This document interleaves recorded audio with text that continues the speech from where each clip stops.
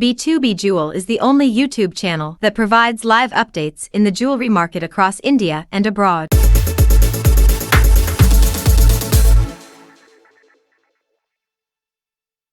आप प्रवेश कर रहे हैं CNBC आवाज और इबेक्स कैश के शानदार स्टूडियो में। सीएनबीसी आवाज और इबिक्स कैश स्टूडियो में आपका स्वागत है। नमस्कार, मैं हूं मनीषा गुप्ता और लंदन, हांगकांग, न्यूयॉर्क की तर्ज पर अब भारत में भी गोल्ड एक्सचेंज खुलेगा। सेबी ने इसकी मंजूरी दे दी है और स्पॉट गोल्ड एक्सचेंज शेयर बाजार की तरह ही काम करेगा, जिसमें इलेक्ट्रॉनिक गोल्ड रिसीट यानी कि EGR के जरिए कारोबार होगा। गोल्ड एक्सचेंज के आने से सोने के हाजिर भाव में ज्यादा पारदर्शिता आएगी। गोल्ड एक्सचेंज से आम निवेशकों को क्या फायदा होगा, अपने खास शो में इसी को समझने की कोशिश करेंगे।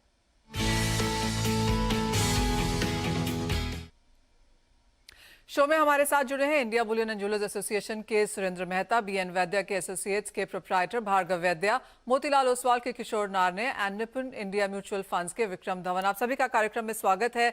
बात हम यहाँ पर गोल्ड एक्सचेंज की और सिल्वर ETF की, जो दोनों चीजों को यहाँ पर सेबी की तरफ से मंजूरी मिली है, इन पर करेंगे। लेकिन सबसे पहले यहाँ पर गोल्ड एक्सचेंज की बात कर लेते हैं।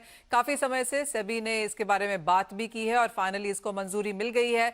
एक सवाल किशोर जो लगातार लोग यहाँ पर पूछ रहे हैं वो ये कि हम यहाँ पर फ्यूचर्स मार्केट में तो यहाँ पर गोल्ड है ही, एंड देन हम यहाँ पर स्पॉट गोल्ड देख रहे हैं। गिफ्ट सिटी में भी यहाँ पर एक गोल्ड एक्सचेंज लॉन्च होने की बात हो रही है। तो गोल्ड एक्सचेंजेस में इनमें क्या डिफरेंसेस हैं, किस तरह का पार्टिसिपेशन और क्या प्रोडक्ट्स हम देख रहे हैं? See, Manisha, I think the basic difference from the existing, मतलब आप MCX से comparatively देखेंगे तो basically derivatives और cash market का difference है। So ये जो है spot exchanges होंगे, जो आज खरीदेंगे तो शाम तक आपको पूरा पैसा देना पड़ेगा। शाम तक मतलब जो basically आपको पास पूरा पैसा होना चाहिए, देन आपको शाम को आपका पे आउट हो जाएगा एंड देन आपका गोल्ड का यूनिट्स जो भी है आपका इलेक्ट्रॉनिक फॉर्म में आएगा। एक्सचेंज जो गिफ्ट सिटी का बुलियन एक्सचेंज है वो भी सिमिलर सेटअप है, बट वो एक्सचेंज जो है फॉरेन एक्सचेंज जैसा है कि फॉरेन लैंड पे है, because gift city is technically a foreign land. तो आपको LRS के थ्रू जो डॉलर्स आपको रेमिट करना पड़ेगा, तो आप गिफ्ट सिटी का बुलियन एक्सचेंज में गोल्ड होल्ड कर सकते हैं through in dollar terms without duty. But जहां पे आपको जो डोमेस्टिक गोल्ड एक्सचेंज जो प्रपोज किया हुआ है, जो स्पॉट एक्सचेंज है, वहां पे आपको duty paid gold electronic form में छोटे छोटे यूनिट्स में, आई थिंक प्रेडोमिनेटली बिकॉज इसको डिनोमिनेशन स्टॉक एक्सचेंज के ऊपर छोड़ा हुआ है सेबी ने, तो मेरे हिसाब से छोटे छोटे EGR बोलते हैं, इलेक्ट्रॉनिक गोल्ड रिसीट्स जो ट्रेडिंग है, I think that will come in a very small token size kind of investment. So retail के लिए आप मतलब इलेक्ट्रॉनिक मोड में आप गोल्ड खरीद के आप इलेक्ट्रॉनिक मोड में उसको स्टॉक कर सकते हैं। I think it is more similar to ETF as a concept, but ETF में आपको अगेन मैनेजमेंट फी वगैरह आएंगे, बट यहाँ पे अगेन आपको शायद वॉल्ट चार्जेस आएंगे again. So I think it's slightly technically different way, but it is more और less similar concept. All right, तो मेजर चीज यहाँ पर कैश फ्यूचर्स की है और जिस तरह से आपको पैसे भर के यहाँ पर डिलीवरी लेनी होगी, एंड क्लियरली प्रोडक्ट साइज एक चीज है जिसके ऊपर हम यहाँ पर बात कर रहे हैं। सुरेंद्र जी, आप इसके बारे में क्या बता सकते हैं, चाहे वो चार्जेस की बात है, प्रोडक्ट साइज की बात है या टाइमलाइन की, कब तक हम ये एक्सचेंज यहाँ पर आता हुआ देख पाएंगे? देखिए, जहां तक प्रोडक्ट की बात है तो मुझे लगता है कि स्मॉलेस्ट से स्मॉलेस्ट डिनोमिनेशन की बात होगी, क्योंकि हर एक्सचेंज ये चाहेगा कि उसमें वॉल्यूम ज्यादा से ज्यादा बढ़े और ज्यादा से ज्यादा निवेशकों का उसमें पार्टिसिपेशन हो।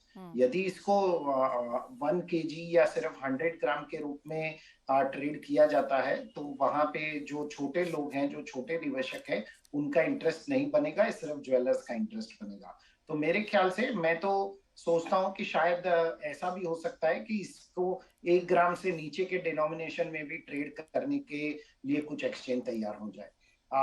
और जहां तक इसकी टाइमलाइन की बात है, देखिए इसमें कुछ इश्यूज हैं अभी भी जिनके क्लैरिफिकेशन की जरूरत है।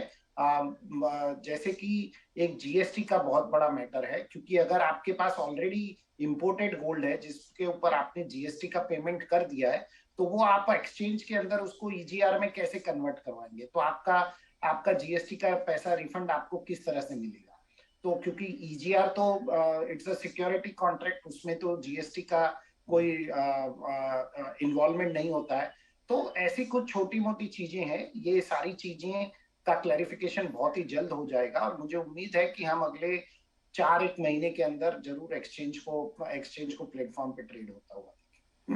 ओके मिस्टर भार्गव वैद्य, ये सवाल आपसे है। काफ़ी हद तक जो बाजार है, जो नया एक्सचेंज के साथ यहाँ पर कारोबार है, सेबी ने बार बार ये कहने की कोशिश करी है कि ये स्टॉक एक्सचेंज की तर्ज पे ही इसे किया जाएगा, रिटेल इन्वेस्टमेंट के तौर पर इसे देखा जाएगा। वॉल्ट मैनेजर क्या इसमें क्या भूमिका निभाएंगे उसको भी यहाँ पर काफ़ी क्लियरली बताया गया है, चाहे वो सेटलमेंट है, क्लियरिंग है, ट्रेडिंग है, उस लिहाज से ग्रीवेंस रिड्रेसल, मतलब काफ़ी डिटेल्स हमने यहाँ पर आते हुए देखी हैं।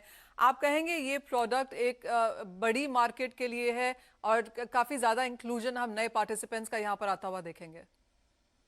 जैसे सुरेंद्र जी ने अभी बताया कि अगर थोड़ा स्ट्रक्चर बराबर कर दे तो हम काफी पार्टिसिपेशन देखेंगे, मगर एक स्ट्रक्चरल क्लियरेंस काफी चीजों पे जरूरी है। और जिस तरह से हमारी आशा है कि हम समझ रहे हैं कि ये 2-3 चीज क्लैरिफाई कर दी जो बहुत सिंपल है। जैसे अभी सुरेंद्र भाई बात कर रहे थे कि GST का लॉस नहीं होना चाहिए, नहीं तो जो लार्ज लेवल पार्टिसिपेशन है उसमें से कोई आएगा ही नहीं, बिकॉज 3% का स्ट्रेट अवे लॉस है। मगर जैसे द वे गोल्ड ETF में जो स्ट्रक्चर है जिसमें वो ट्रस्टी कंपनी जो है वो मैनेज करती है कि जब भी आप यूनिट क्रिएट करते हो या EGR गोल्ड रिपोजिटरी क्रिएट करते हो तभी आपका GST लगेगा, और विड्रॉ करते हो तभी आपको मिलेगा, और बीच में नहीं लगेगा। तो GST का लॉस कहीं नहीं होगा। बट यहाँ that means clearing house has to take that burden. काफी मीटिंग्स में ये बात हो चुकी है, तो उस तरह से स्ट्रक्चर होगा तो बहुत पार्टिसिपेशन बढ़ेगा and it will be a very good thing for future. हाँ, आज एक मेरे लिए एक चैलेंज है कि कितने आदमी लोग के पास इंडिया में डीमेट अकाउंट है और कितने लोग सोना खरीदते हैं, वो बहुत बड़ा एक डिफरेंस है। मगर जिस तरह से हमने बैंक अकाउंट का एक इम्प्रूवमेंट देखा है, ये भी अगर हो जाएगा तो definitely we are in the direction के we are in for a big boot, कि बहुत बहुत बड़ा पार्टिसिपेशन होगा। हम लोग वही रास्ते पे निकल पड़े, मगर ये सब छोटे छोटे जो हर्डल्स है जो सबको पता है। जैसे भी मेरे जितने भी कलीग के शो में सबको ये काफी टाइम से ये बात कर रहे हैं और सबको ये श्योर है कि ये 4 चीज होनी चाहिए तो निकल जाएगा। तो सेबी में भी सभी ने रिप्रेजेंट किया है तो वो हो जाएगा, मगर वो 6 महीने लगेगा, 4 महीने लगेगा या 2 साल लगेगा, I am not very clear. All right, we are just hoping कि 2 साल नहीं लगे, वी आर होपिंग कि 3-4 महीने। नहीं, 2 साल में बोल रहा हूँ कि आप रिटेल पार्टिसिपेशन देखेंगे कि अभी आप अपने ऑफिस से सीधा अपने आपका टॉप बॉस से आपका लोएस्ट कलीग बाय करता होगा, वो मैं बोलता हूँ।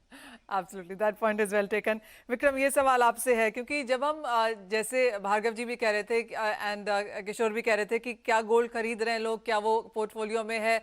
सो हम नए यहाँ पर फाइनेंशियल इंस्ट्रूमेंट्स आता हुआ देख रहे हैं। Gold as an asset class काफ़ी हद तक गवर्नमेंट और रेगुलेटर ने यहाँ पर एस्टैब्लिश करी है। अभी भी अगर हम पोर्टफोलियो की बात करते हैं कि कितना कमोडिटी है आपके पोर्टफोलियो में, तो आई थिंक मेजॉरिटी लोग सिर्फ सोना ही यहाँ पर खरीदते हुए नजर आते हैं। अब हम क्योंकि नया एक्सचेंज यहाँ पर देख रहे हैं, नया प्रोडक्ट्स यहाँ पर देख रहे हैं, आपकी क्या एक्सपेक्टेशन है, किस तरह का पार्टिसिपेशन यहाँ पर आएगा? तो सबसे पहले शुक्रिया मुझे इनवाइट करने का शो पे मनीषा जी। देखिए, द बेसिक पॉइंट जो है वो ये है कि इंडिया में स्पॉट मार्केट है, it is a orderly spot market. IBJ is one of the main agency जो कि इसको ओवरसी करते हैं, but it is not regulated by any entity. तो ये क्या हो रहा है, स्पॉट एक्सचेंज के आने से क्या हो रहा है कि जो स्पॉट मार्केट है इंडिया का वो एक रेगुलेशन के अंडर में आ रहा है। देखिए, हमने देखा है कमोडिटीज मार्केट में भी, जब कमोडिटीज सेबी के अंडर आई थी रेगुलेशन में, तो म्यूचुअल फंड्स परमिट हुए, AIF परमिट हुए, PMS परमिट हुए। सो जैसे जैसे ये स्पॉट मार्केट रेगुलेट होता जाएगा वैसे वैसे पार्टिसिपेशन अपने आप बढ़ेगा। और रही बात म्यूचुअल फंड्स की या ETF की या स्पॉट एक्सचेंज की, चाहे आप UK चले जाइए, चाहे आप US चले जाइए, चाहे आप सिंगापुर चले जाइए, वहां पे स्पॉट एक्सचेंजेस, चाइना चले जाइए, वहां पे स्पॉट एक्सचेंजेस भी हैं या स्पॉट मार्केट भी है। लंदन में एलबीएमए है, चाइना में शंघाई गोल्ड एक्सचेंज है, तो इनके स्पॉट मार्केट भी है लेकिन ईटीएफ भी है। तो अलग अलग हॉर्सेस फॉर कोर्सेज जैसे बोलते हैं, इनका अलग they are giving different solution to a different problem. तो दोनों को एग्जिस्ट करेंगे, दोनों कॉम्प्लीमेंट करेंगे एक दूसरे को, और दोनों एक दूसरे की लिक्विडिटी को फीड करेंगे।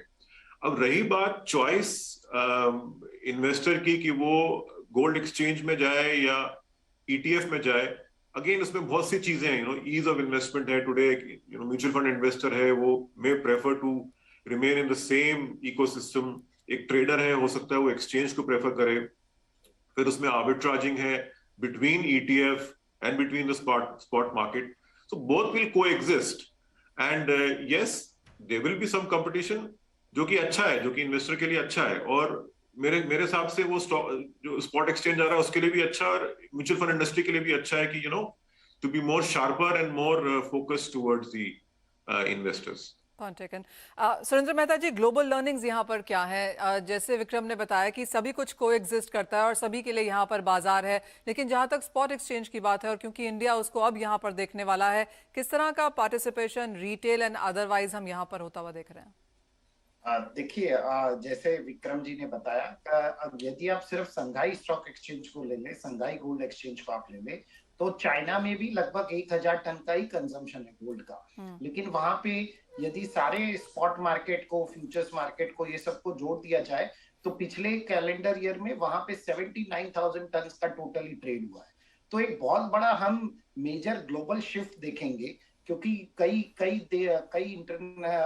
प्लेयर्स हैं वो चाइनीज मार्केट से कंफर्टेबल नहीं है, तो वो धीरे धीरे यहाँ पे शिफ्ट होंगे और यहाँ पे ट्रेड होगा। और बहुत सिंपल है, आपको ईजीआर में ट्रेड करना है, आपको किसी प्रकार का जीएसटी का बर्डन नहीं लगता है ईजीआर में, आपको जो गोल्ड की प्योरिटी है उसकी कंसिस्टेंसी मेंटेन रहती है, आपके पेमेंट की ट्रांसपेरेंसी है, आपके ट्रेड की ट्रांसपेरेंसी है, आपको किसी प्रकार की कोई भी इन्वेस्टिगेशन एजेंसी का कोई डर नहीं है। तो मार्केट पार्टिसिपेंट तो बहुत बढ़ने वाला है। और जिस प्रकार से हम जो आज की तारीख में बहुत आसानी से शेयर्स बाय और सेल कर देते हैं, तो बहुत आसानी से आप गोल्ड को बाय और सेल कर पाएंगे। इसी के साथ एक ब्रेक पे जाएंगे और ब्रेक के बाद फुल फोकस यहाँ पर रखेंगे सिल्वर ईटीएफ की तरफ।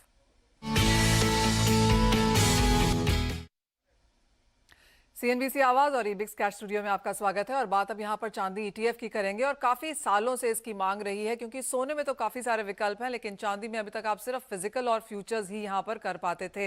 विक्रम, क्लियरली ये सीधा आपके कोर्ट में बॉल है, काफी समय से इसका इंतजार है एंड आई एम श्योर आप पूरी तरीके से इसके लिए तैयार भी हैं। Manisha, we are very grateful to SEBI कि उन्होंने ये परमिट किया। और यू आर राइट, हम लोग काफी टाइम से इसका वेट कर रहे थे and we really look forward. जैसे ही इसका जो फाइन प्रिंट है या डिटेल रेगुलेशन जब भी आएगा, उसके एज सुन एज पॉसिबल हम we like to file and launch. So this is something which is our focus. जैसे आपको पता है कि we run the largest gold ETF in the country and this is something which will be एक तरीके का एक extension of our existing bouquet of the ETFs that we have. Also I think सबसे बड़ी बात जो है सिल्वर ETF क्यों इम्पोर्टेंट है, क्योंकि India is one of the largest consumer of silver in the world and इसमें दोनों है, इन्वेस्टमेंट भी है और इंडस्ट्रियल भी है। इन्वेस्टमेंट में मैं इंक्लूड कर रहा हूँ jewellery and the other items जो सिल्वर के होते हैं। इनफैक्ट इंडिया में जो ज्वेलरी है which is twice the average consumption जो है परसेंटेज टर्म में, वो twice the average of the world है एंड वो इन्वेस्टमेंट एक तरीके की इन्वेस्टमेंट भी मानी जाती है। सो एक एग्जिस्टिंग मार्केट है इन्वेस्टमेंट का और कंजम्पशन का सिल्वर में which is quite large, कुछ मेरे हिसाब से $5 से $6 बिलियन एनुअली। एंड ये मार्केट का एक्सेस अब इन्वेस्टर्स को, रिटेल निवेशकों को मिलेगा एक एफिशिएंट तरीके से इन्वेस्ट करने में, एक कन्वीनियंट तरीके से इन्वेस्ट करने में, जहां पे उनको लिक्विडिटी भी अच्छी मिलेगी, चाहे वो कोई भी साइज हो, कितना भी छोटा साइज हो, कितना भी बड़ा साइज हो, उनको लिक्विडिटी मिलेगी। एग्जिट और जो एंट्री है मार्केट में, उसका इम्पैक्ट कॉस्ट बहुत ही मिनिमम रहेगा। ना के बराबर रहेगा। And last but not the least, जैसे मैंने पहले भी बताया था गोल्ड एक्सचेंज की तरह, ये एक रेगुलेटेड स्पेस में आ रहा है जिसमें सब चेक्स एंड बैलेंसेस हैं, सब बेल्स एंड विसल्स हैं to protect all the investors across all the cross sections, especially the retail investors.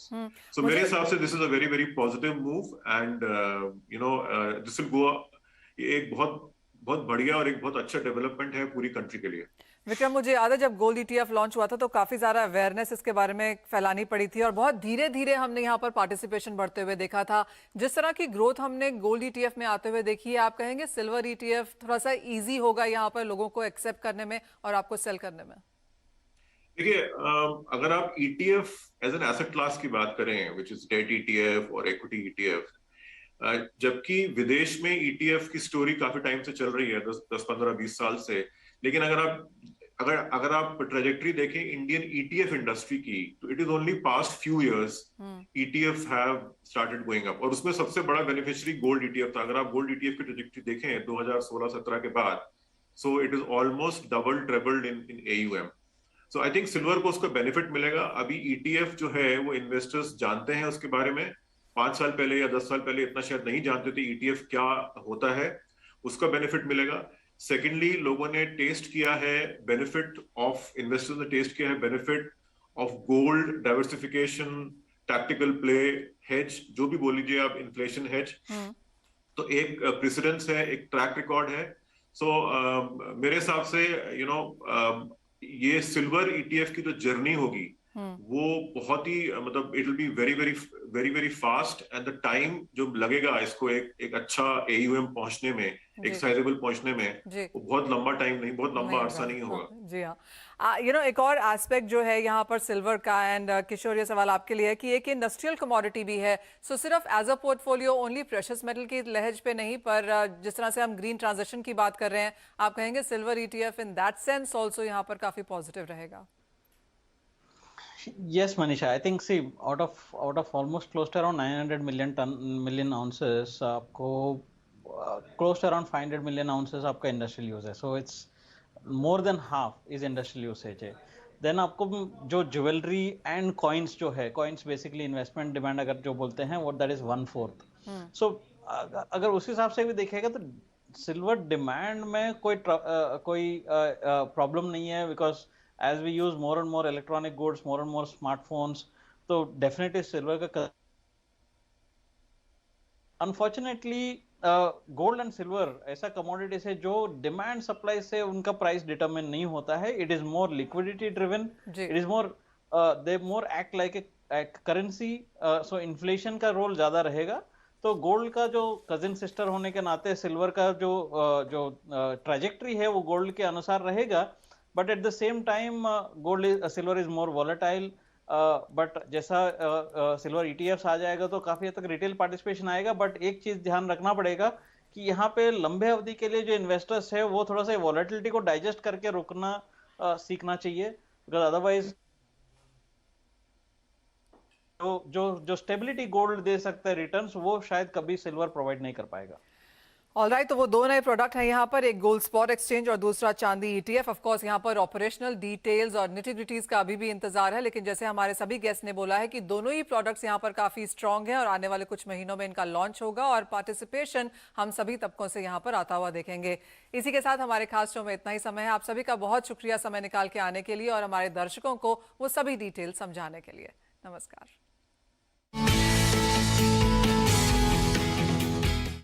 This festive season,